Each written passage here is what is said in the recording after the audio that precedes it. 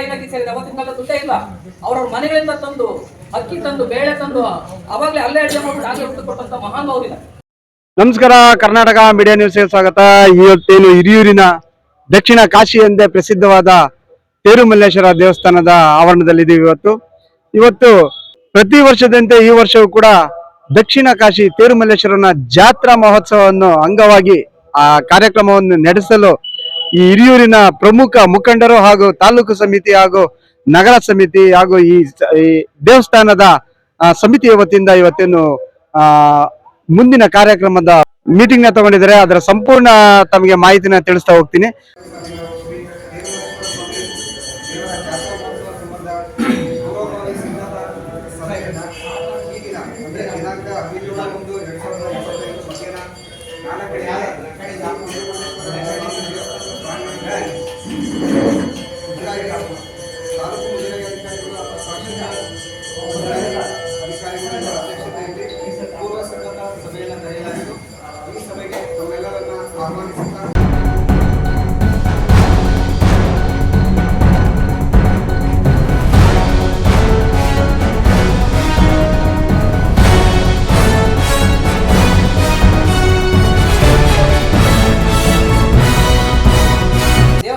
ಗೌರವವನ್ನು ನಾವು ಕಳೆದಂಗಾಗುತ್ತೆ.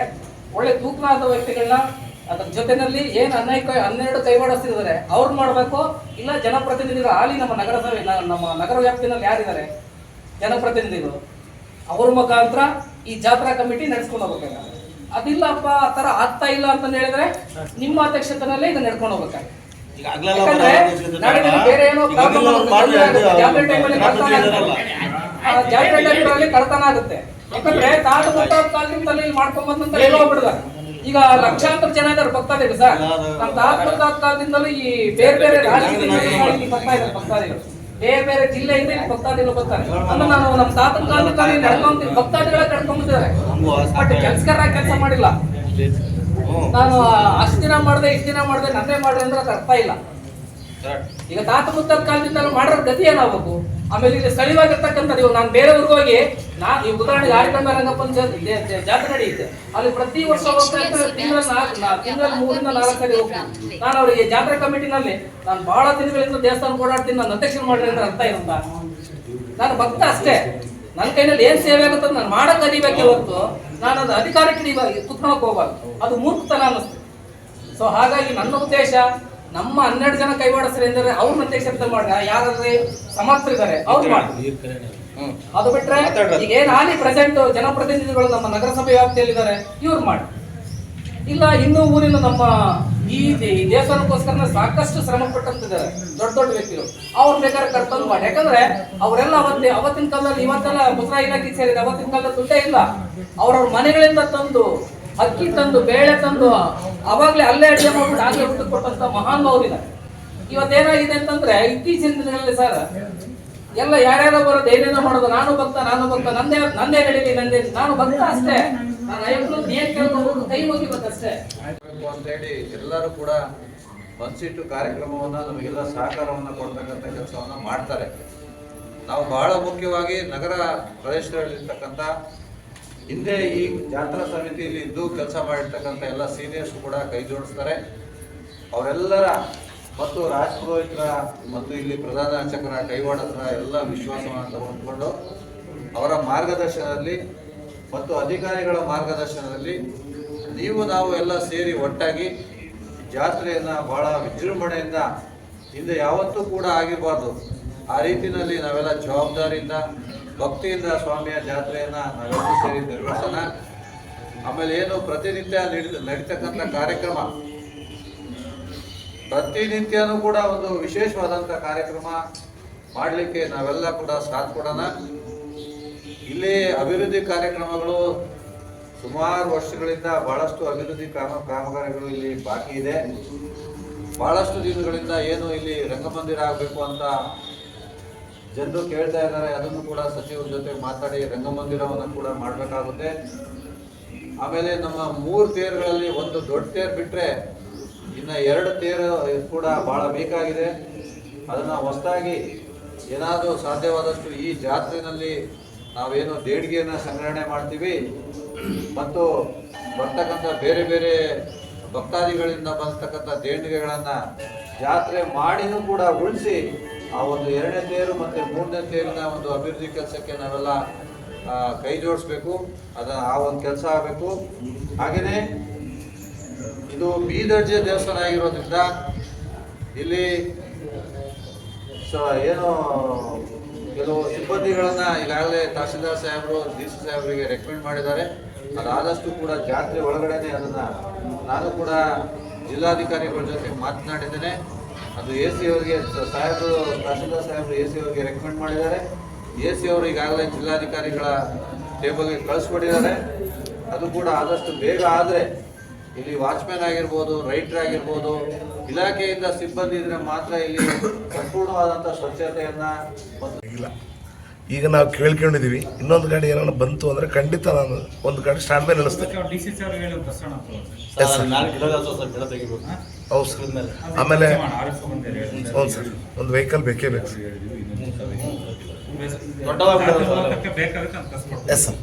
ನಿಮ್ದು ಕರೆಸ್ಪಾಂಡೆನ್ಸ್ ಮಾಡೋಣ ಅಂತ. Okay yes sir. ಪಾಪ ವಯಸ್ಸಾಗಿ ಯಜಮಾನರಿಗೆ ನಾವು ಕುತ್ಕೊಂಡು ಒಂದು ಗಂಟೆ ಬಂದು ಭಾರಿ ವ್ಯವಸ್ಥೆ ಮಾಡಿ ಕಮಿಟಿ ಮಾಡಿ ಮುಂದೆ ಬರಬೇಕು. ಹಂಗೆ ಅದೊಂದು ಸರ್ಕಾರದ ಹೆಸರು ಕೊಟ್ಟಿದ್ದೀನಿ ಮಾಡಿ. ಇದು ನನ್ನ ಪ್ರಾರ್ಥನೆ ನಿಮ್ಮಲ್ಲಿ. ಅಧ್ಯಕ್ಷ ಅವ್ರನ್ನ ಮಾಡಿ, ಸಾಯಿ ಸಮಿತಿ ಅಧ್ಯಕ್ಷ ಭಾಳ ಕೆಲಸ ಇರ್ತಾವೆ. ಇಲ್ಲ ರಾಯಣ್ಣ ನಾಯಕ ಯಾರಾದ್ರೂ ಮಾಡಿ ಮಾಡಿದ್ರೆ ಬರ್ಕೋಬೇಡಿ. ಅದೆಲ್ಲ ಕಾದು ಕಾದು ಸಾಕಾಗಿತ್ತು. ಹೋಗಿದ್ರೆ ಬರಕ್ ಹೋಗಿಲ್ಲ ಯಾರು. ಸರ್ಕಾರ ಅದಂತ ವಿಶೇಷ ಪ್ರಪೋಸಲ್ ಕಳಿಸಿದ್ರೆ ಅನುಕೂಲ. ಯಾಕೆಂದ್ರೆ ಎ ಗ್ರೇಡ್ ಆದಷ್ಟು ಸರ್ಕಾರದ ಕೂಡ ಗಮನ ಹರಿಸುತ್ತೆ. ಯಾಕೆ ಲಾಸ್ಟ್ ಟೈಮ್ ಮಾಸ್ಟರ್ ಪ್ಲಾನ್ ಮಾಡಿ ಅವರನ್ನ ಜಾಸ್ತಿ ಕೊಡ್ತೇವೆ ಅಂತ ಹೇಳ್ತಾರೆ. ಅದು ಕೂಡ ಅನುಕೂಲ. ಆಮೇಲೆ ಎಲ್ಲರೂ ಹೇಳಿದಂಗೆ ಒಂದು ಕಮಿಟಿ ಅಂತ ಆದರೆ ಅದು ರೆಸ್ಪಾನ್ಸಿಬಲ್ ಇರುತ್ತೆ. ಆಮೇಲೆ ನೀವು ಕೂಡ ಧರ್ಮದರ್ಶಿ ಸಮಿತಿ ಮಾಡಬೇಕಾಗುತ್ತೆ. ಅದ್ರ ಬಗ್ಗೆ ಇನ್ವಾಲ್ವ್ ಆಗ್ತಾರೆ ಅವರು. ತಹಸೀಲ್ದಾರ್ ಮಾಡ್ಕೊಂಡು ನಮ್ಮ ಅಧ್ಯಕ್ಷರಾಗಿ ಎಲ್ಲಾನು ಕೋರ್ಟ್ ಮಾಡೋಕ್ಕಾಗಲಿ. ಶ್ರಾವಣ ಮಾಸದಲ್ಲಿ ವಿಶೇಷವಾಗಿ ಒಂದು 15 ದಿನ ಅದಕ್ಕೆ ಒಂದು ಸಮಿತಿ ಇದ್ರೆ ಸರ್ಕಾರದಿಂದ ಇದ್ರೆ ಒಳ್ಳೇದು. ಯಾಕಂದ್ರೆ ಒಂದು ಸ್ವಲ್ಪ ಜವಾಬ್ದಾರಿ ನೋಡ್ಕೊತಾರೆ. ಎಲ್ಲ ಇವಾಗ ತಹಸೀಲ್ದಾರ್ ಹೆಡ್ ಅವರು ಇರುತ್ತಾ, ತಹಸೀಲ್ದಾರ್ಗೆ 1000 ಕೆಲಸ ಇರ್ತಾವೆ. ನಮಗೂ ಅಷ್ಟೇ. ನಾವು ಏನು ಜಾತ್ರೆ ಹುಣ್ಣಿಮೆ ಬಂದಾಗ ನಮ್ಮ ಮೂಲಭೂತ ಸೌಕರ್ಯಗಳಿಗೆ ಏನು ಕೇಳಿದ್ರೆ ನಾವು ಮಾಡಿಸ್ಬೋದು. ಬಟ್ ಅದು ಸಮಿತಿಯನ್ನು ಹೇಳೋದಕ್ಕೆ ರೆಸ್ಪಾನ್ಸಿಬಲ್ ದಂಡಾಧಿಕಾರಿಗಳು ಹೌದು, ಜವಾಬ್ದಾರಿ ಹೆಂಗಪ್ಪ ಅಂದ್ರೆ ಸರ್ಕಾರದ ಒಂದು ಮೀಟಿಂಗ್ ಮಾಡಬೇಕು, ಕಮಿಟಿ ಜೊತೆಗಿದ್ದಾರೆ ಯಶಸ್ವಿ ಮಾಡಕ್ ಅನುಕೂಲ. ಹಾಗೆ ಈಗ ನೂತನವಾಗಿ ಅಧ್ಯಕ್ಷರಾಗಿರ್ತಕ್ಕಂಥ ನಾಗೇಂದ್ರ ನಾಯಕ್ ಸರ್ ಕೂಡ ಇದ್ದಾರೆ. ಅವ್ರನ್ನು ಕೂಡ ಭೇಟಿ ಮಾಡಿ ಒಂದೆರಡು ಮಾತನಾಡ್ಸೋಣ ಬನ್ನಿ. ಸರ್ ನಮಸ್ಕಾರ. ವರ್ಷ ನಡೀತಕ್ಕಂಥ ಒಂದು ಜಾತ್ರಾ ಮಹೋತ್ಸವದ ಸಂಪೂರ್ಣವಾಗಿ ಏನು ಈ ಕಾರ್ಯಕ್ರಮ ನಡೆಸ್ಕೊಂಡು ಬರ್ತಾ ಇದ್ದಾರೆ ಇದುವರೆಗೂ ಒಂದು ಜಾತ್ರಾ ಮಹೋತ್ಸವ, ಆ ಕಾರ್ಯಕ್ರಮದ ಒಂದು ಅಧ್ಯಕ್ಷತೆ ಇವತ್ತು ಆಯ್ಕೆ ಆಗಿದ್ರೆ ಏನ್ ಇದ್ರ ಬಗ್ಗೆ ವಿಶೇಷವಾಗಿ ಹೇಳ್ತೀರಿ ಸರ್? ಹಿರಿಯೂರು ಪಟ್ಟಣದಲ್ಲಿ ಏನು ಶ್ರೀ ತೇರುಮಲ್ಲೇಶ್ವರ ಸ್ವಾಮಿ ದೇವಸ್ಥಾನ ಇರ್ತಕ್ಕಂಥದ್ದು ಬಹಳ ಇತಿಹಾಸ ಇರ್ತಕ್ಕಂಥ ದೇವಸ್ಥಾನ. ಹಿರಿಯೂರು ಅಂದ ತಕ್ಷಣ ನಮಗೆ ನೆನಪಾಗ್ತಕ್ಕಂಥದ್ದು ಇಲ್ಲಿ ಬಹಳಷ್ಟು ಜನ ಹಿರಿಯರು ಇದ್ರು ಅಂತ ಹೇಳಿ. ಇಂಥ ಒಂದು ಐತಿಹಾಸಿಕ ತಾಣವಾಗಿರ್ತಕ್ಕಂಥ ಶ್ರೀ ತೇರುಮಲ್ಲೇಶ್ವರ ಸ್ವಾಮಿ ಜಾತ್ರೆಯನ್ನ ಏನು ಬರ್ತಕ್ಕಂಥ ಜಾತ್ರೆ ದಿವಸಗಳು ಏನು ಫಿಕ್ಸ್ ಆಗಿದ್ದಾವೆ, ನಾವೆಲ್ಲ ಹಿರಿಯರು ಮತ್ತು ಈ ದೇವಸ್ಥಾನದ ಕೈವಾಡಸ್ಥರು ಎಲ್ಲ ಭಕ್ತಾದಿಗಳು ಎಲ್ಲ ಸೇರಿ ವಿಜೃಂಭಣೆಯನ್ನ ಮಾಡ್ಲಿಕ್ಕೆ ಎಲ್ಲ ಸಿದ್ಧತೆಗಳನ್ನು ಮಾಡ್ಕೊಳ್ತೇವೆ. ಈ ಕ್ಷೇತ್ರದ ಸಚಿವರಾಗಿರ್ತಕ್ಕಂಥ ಡಿ ಸುಧಾಕರ್ ಸಾಹೇಬರ ಒಂದು ಸಹಕಾರದೊಂದಿಗೆ ಮತ್ತು ಎಲ್ಲ ನಗರಸಭೆಯ ಅಧ್ಯಕ್ಷರು, ಸದಸ್ಯರುಗಳು, ಸಮಿತಿಯ ಎಲ್ಲ ಜನಪ್ರತಿನಿಧಿಗಳ ಸಹಕಾರದೊಂದಿಗೆ ಮತ್ತು ಬಹಳ ಮುಖ್ಯವಾಗಿ ಇಲ್ಲಿ ಬರ್ತಕ್ಕಂಥ ಎಲ್ಲ ಭಕ್ತಾದಿಗಳ ಸಹಕಾರದೊಂದಿಗೆ ನಾವೆಲ್ಲರೂ ಸೇರಿ ಒಗ್ಗೂಡಿ ಈ ಜಾತ್ರೆಯನ್ನ ಬಹಳ ವಿಶೇಷವಾಗಿ ವಿಜೃಂಭಣೆಯನ್ನ ಮಾಡ್ಲಿಕ್ಕೆ ನಾವೆಲ್ಲ ತಯಾರು ಮಾಡ್ಕೊಳ್ತೇವೆ. ಇವತ್ತು ವಿಶೇಷವಾಗಿ ಅಧ್ಯಕ್ಷತೆ ಆಯ್ಕೆ ಮಾಡ್ಕೊಂಡಿದ್ದಾರೆ ಕಮಿಟಿನ. ಈ ಪ್ರತಿ ವರ್ಷವೂ ಕೂಡ ಇದೇ ತರ ನಡೀತಾ ಇರುತ್ತೆ. ನಾನು ಕೂಡ ನೋಡಿದಂತ ವಿಶೇಷವಾಗಿರ್ತಕ್ಕಂಥ ಒಂದು ಕೆಲವು ಕೆಲಸಗಳನ್ನ ಇವ್ರು ಮಾಡ್ತಿದ್ದಾರೆ. ನಾವು ಚಿಕ್ಕ ಹುಡುಗನಿಂದ ಕೆಲವು ಎಲ್ಲ ನೋಡ್ತಾ ಬರ್ತಿದ್ದೀನಿ. ಇಲ್ಲಿ ಮೂರ್ತಿ ಅಣ್ಣರಾಗಿರ್ಬೋದು, ಮತ್ತೆ ಪ್ರತಿಯೊಂದು ಈ ನಮ್ಮ ತೇರುಮಲ್ಲೇಶ್ವರ ದೇವಸ್ಥಾನದ ಕಮಿಟಿಯವರು ಖಂಡಿತ ಬಹಳ ಶ್ರಮ ಹಾಕಿ ಪ್ರತಿಯೊಂದು ಎಷ್ಟು ಜನ ಬಂದೋಗುತ್ತೆ ಅಂದ್ರೆ ಇಲ್ಲಿ ಸುಮಾರು ಲಕ್ಷಾಂತರ ಜನನೇ ಬಂದೋಗುತ್ತೆ. ಅಂತ ಜನಗಳನ್ನ ಕೂಡ ಎಲ್ಲರಿಗೂ ಒಂದು ಯಾವುದೇ ಕಿಂಚಿತವಾಗಿ ತೊಂದರೆ ಆಗದಂಗೆ ಪ್ರತಿಯೊಬ್ಬರಿಗೂ ಊಟ ಹಾಕೋದ್ರಿಂದ ಹಿಡಿದು ಆ ಕಾರ್ಯಕ್ರಮದ ಸಂಪೂರ್ಣವಾಗಿ ವ್ಯವಸ್ಥೆನ ಅಚ್ಚುಕಟ್ಟಾಗಿ ನೆರವೇರಿಸ್ತಾರೆ. ಹಾಗೆ ನಮ್ಮ ನಾಗೇಂದ್ರ ನಾಯಕ್ ಸರ್ ಅವರು ಕೂಡ ಇಲ್ಲಿ ಅದ್ಭುತವಾಗಿರ್ತಕ್ಕಂಥ ಏನು ಜಾತ್ರೆಗೆ ಏನು ಮುಖ್ಯವಾಗಿ ಬೇಕು ಅಂತ ವಿಚಾರವಾಗಿ ಎತ್ತಿನ ಅದೊಂದು ಸಂಪ್ರದಾಯವಾಗಿ ಎತ್ತಿನ ಒಂದು ಜೋಡನ್ನ ಅವು ಕರ್ಕೊಂಡ್ ಬಂದು ಅದಕ್ಕೆ ಆದಂತ ಒಂದು ಅದ್ಭುತವಾಗಿ ಕಾಣ್ತಕ್ಕಂಥ ಒಂದು ದೃಶ್ಯನ ನಮ್ಮ ಕಣ್ಮುಂದೆ ಇಡ್ತಾರೆ. ಖಂಡಿತ ಅದೊಂದು ಮಹತ್ವವಾದ ಕಾರ್ಯ. ಖಂಡಿತ ಇನ್ನು ಒಳ್ಳೇದಾಗ್ಲಿ. ಹಾಗೆ ಈಗ ಮತ್ತೆ ಈ ವರ್ಷವೂ ಕೂಡ ತಾವು ಎತ್ತಿನ ಜೋಡಿನ ಅದೇ ರೀತಿನೇ ಮಾಡ್ತೀರಾ ಅಂತ ಈ ವರ್ಷ 2 ಜೊತೆ ಎತ್ತಿನ ಜೋಡಿ ತರೋದ್ರ ಮೂಲಕ ಈ ಒಂದು ಕಾರ್ಯಕ್ರಮಕ್ಕೆ ಜಾತ್ರೆಯನ್ನ ಬರ್ಮಾಡ್ಕೊಡ್ತೀವಿ. 2 ಜೊತೆ ಎತ್ತಿನ ತರ ಅಂತ ಹೌದು ಹೌದು ವಿಶೇಷವಾಗಿ ವಿಶೇಷವಾಗಿ. ಮತ್ತೆ ಬೇರೆ ಏನಾದ್ರೂ ಇನ್ನು ವಿಶೇಷವಾಗಿ ಇನ್ನು ನಮ್ಮ ಏನು ಕಲಾ ತಂಡದವ್ರ ಜೊತೆಗೆಲ್ಲ ಮಾತಾಡ್ಕೊಂಡು ಏನು ನಮ್ಮ ಕನ್ನಡ ಮತ್ತು ಸಂಸ್ಕೃತಿ ಇಲಾಖೆ ಅವರ ಸಹಕಾರದೊಂದಿಗೆ ಇನ್ನು ಬಹಳಷ್ಟು ಎಲ್ಲ ಕಲಾ ತಂಡಗಳನ್ನ ತರಿಸಿ ಜಾತ್ರೆಯನ್ನ ಮಾಡ್ಲಿಕ್ಕೆ ನಾವೆಲ್ಲ ಏನ್ ವಿಶೇಷ ಇದೆ ನಿಮ್ಮ ಒಂದು ಇದ್ರದ್ದು? ನಮ್ ದೇವ್ರು ಇರ್ಕೊಳ್ಳೋಣ ಬಹಳ 50 ವರ್ಷದಿಂದ ಬಹಳ ಇತಿಹಾಸ ಈ ದೇವಸ್ಥಾನದಲ್ಲಿ ಇದೆ. ಜಾತ್ರೆ ಬಂದು ಪಾಲ್ಗೊಂಡು ಎಲ್ಲ ಕಾರ್ಯಕ್ರಮಗಳನ್ನು ಮುಗಿಸ್ಕೊಂಡು ಒಂದು ವಾರ ತನಕ ಇದ್ದು ಮತ್ತೆ ಊರಿಗೆ ಹೋಗುತ್ತೆ. ಈಗ ಇಲ್ಲಿ ತಿರುಮಲೇಶ್ವರ ದೇವಸ್ಥಾನ ಒಂದು ಕಾರ್ಯಕ್ರಮನ ಮಾಡ್ಬೇಕಂದ್ರೆ ಏನೇ ಆದ್ರೂ ಕೂಡ ಯೋಧರದ ಟೈಪ್ ಅಲ್ಲಿ ಕೆಲಸ ಮಾಡ್ಬೇಕಾಗತ್ತೆ. ಆ ತರ ಕೆಲಸ ಮಾಡ್ತಕ್ಕಂತ ನಮ್ಮ ಸ್ನೇಹಿತರಾಗಿರ್ತಕ್ಕಂತ ಇಡೀ ದಕ್ಷಿಣ ಭಾರತದಲ್ಲಿ ಶಿವ ಪಾರ್ವತಿ ಇರೋ ದೇವಸ್ಥಾನ ಇದು ಫಸ್ಟ್. ಅದರಲ್ಲಿ ಇಡೀ ದಕ್ಷಿಣ ಭಾರತದಲ್ಲಿ ಒಂದೇ ದಿನ 3 ರಥೋತ್ಸವ ನಡೆಯೋದು ವಿಶೇಷ ಹಿರಿಯೂರಲ್ಲಿ. ಈ ದಕ್ಷಿಣ ಭಾರತದಲ್ಲೇನೆ ನಮಗೆ ದಕ್ಷಿಣ ಮೂರ್ತಿಯಾಗಿ ಕಾಶಿನಲ್ಲಿ ಬಿಟ್ರೆ ದಕ್ಷಿಣ ಭಾರತದಲ್ಲಿ ದಕ್ಷಿಣ ಕಾಶಿ ಅಂದ್ರೆ ಪ್ರಖ್ಯಾತ ಆಗಿರೋ ಹಿರಿಯೂರು ತಿರುಮಲೇಶ್ವರ ಸ್ವಾಮಿಯ 3 ಬ್ರಹ್ಮ ರಥೋತ್ಸವ. ಅದು ಮಾಘ ಮಾಸದಲ್ಲಿ ಭರತ ಹುಣ್ಣಿಮೆ ಆಗಿ ಮಾರನೇ ದಿನ ಮಘ ನಕ್ಷತ್ರದಲ್ಲಿ 3 ಬ್ರಹ್ಮ ರಥೋತ್ಸವ ನಡೀತವೆ. ತಿರುಮಲ್ಲೇಶ್ವರ, ಚಂದ್ರಮಲ್ಲೇಶ್ವರ, ಉಮಾಮೇಶ್ವರ ಎಂದು 3 ಬ್ರಹ್ಮ ರಥೋತ್ಸವ ನಡೀತವೆ. ಹಾಗೂ ತದನಂತರ 3 ದಿನ ತದನಂತರ ಇಲ್ಲಿ ಸುಮಂಗಳೂರಿಂದ ಕರ್ಪೂರದಾರತಿ ನಡೆಯುತ್ತೆ. ಈ ಸುಮಂಗಳೂರಿಂದ ಕರ್ಪೂರದಾರತಿ ವಿಶೇಷ ಏನಂದ್ರೆ ಅವತ್ತು ಸುಮಂಗಳೂರು ಸುಮಂಗಲತ್ವನ ಶಾಶ್ವತವಾಗಿರ್ಲಿ ಅಂತೇಳಿ ಸ್ವಾಮಿಯಲ್ಲಿ 13 ದಿನ ಕಂಕಣಬದ್ಧರಾಗಿ ಅವರು ಆರತಿ ಮಾಡ್ತಾರೆ. ಅವತ್ತು ತುಂಬಾ ವಿಶೇಷವಾಗಿರುತ್ತೆ. ಈ ದಕ್ಷಿಣ ಭಾರತದಲ್ಲಿ ವಿಶೇಷ ಒಂದು ಜಾತ್ರೆ ಅಂದ್ರೆ ನಮ್ಮ ಚಿತ್ರದುರ್ಗ ಜಿಲ್ಲೆ ಹಿರಿಯೂರು ತಿರುಮಲೇಶ್ವರ ಸ್ವಾಮಿದು ಅಂತ ನಾವು ಹೇಳ್ಕೊಳಕ್ಕೆ ಹೆಮ್ಮೆ ಪಡ್ತೀವಿ. ಹಾಗೆ ಮೂರ್ತಿ ಅಣ್ಣವ್ರು ಕೂಡ ಒಂದೆರಡು ಮಾತನ್ನ ಹೇಳ್ಬೇಕಂತ ಕೇಳ್ಕೊಂತ ಇದೀವಿ.